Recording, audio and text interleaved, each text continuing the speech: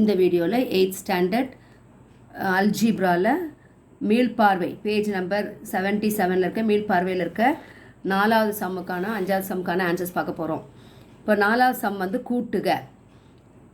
2xன்னு ஒரு டேர்ம் இருக்குது, 6y 9x minus 2y அப்படின்னு சொல்லிட்டு ஒவ்வொரு 4 உறுப்புகள் கொடுத்துருக்காங்க. இந்த உறுப்புகளை வந்து கூட்ட சொல்கிறாங்க. அப்போ கூட்டும்போது என்ன பண்ணணும்னா ஒத்த உறுப்புகளை தான் கூட்டணும். ஒத்த உறுப்புகள்னால் ஒரே மாதிரி இருக்கணும். அப்படி இருக்கிறத மட்டும் தான் கூட்ட முடியும்.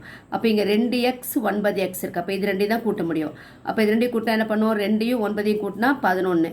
அப்போ 11x, ரெண்டையும் கூட்டினா 11x காமா. அதே மாதிரி y இருக்கிறது மட்டும்தான். இது வந்து ப்ளஸில் இருக்குது, இது மைனஸில் இருக்குது.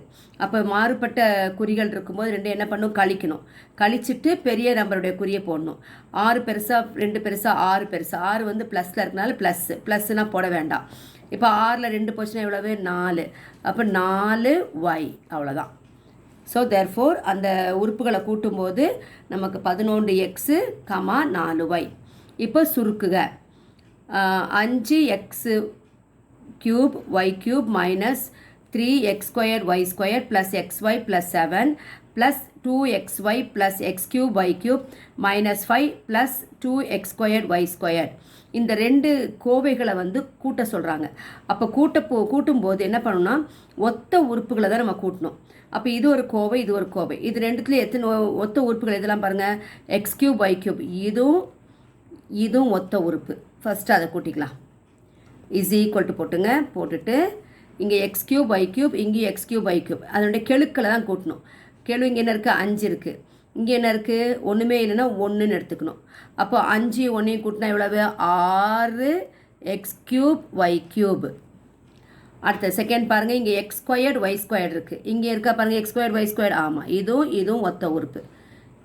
மாறியும் அதோட அடுக்கு வந்து ஒன்றா இருக்கணும். இப்போ பார்த்தீங்கன்னா இதோட கெழுக்கள் பாருங்கள், இங்கே -3 இருக்குது, இங்கே 2 இருக்குது. அப்போ மாறுபட்ட குறிகள் வந்து கழிக்கணும். எதுலேருந்து கழிப்போம், பெரிய எண்லேருந்து சின்ன எண்ணை கழிக்கணும். அப்போ பெரிய எண் குறி போட்டுட்டு கழிங்க. 3ல் 2 போச்சுன்னா எவ்வளவு, 1 போட்டுட்டு அது என்ன மாறிகள் இருக்கோ அதோட அடுக்கும் அந்த மாறி எழுதினோம். அவ்வளோதான். X squared y squared. அடுத்தது xy எடுத்துங்க. இங்கே இருக்கா பாருங்கள், xy இங்கே இருக்குது. அப்போ xy அப்படின்னா ஒரு xyன்னு அர்த்தம். அப்போ 1xy 2xy. அப்போ ஒரு xy 1xy 2xy கூட்டும்போது எவ்வளோ வரும், 3xy. அப்போ கூட்டல் 3xy. அடுத்தது பாருங்கள், இங்கே மாறிலி உறுப்பு 7, இங்கே -5. அப்போ மாறுபட்ட குறிகள் இருந்தால் கழிக்கணும். எதுலேருந்து கழிக்கணும், 7லேருந்து 5 கழிக்கணும். இப்போ 7க்கு முன்னாடி என்ன குறி இருக்குது, ப்ளஸ் இருக்குது. ப்ளஸ் போட்டுட்டு 7ல் 5 போச்சுன்னா 2. அப்போ இதனுடைய விடை வந்து 6 X cube y cube minus 1 X squared y squared plus 3xy plus 2. Thank you.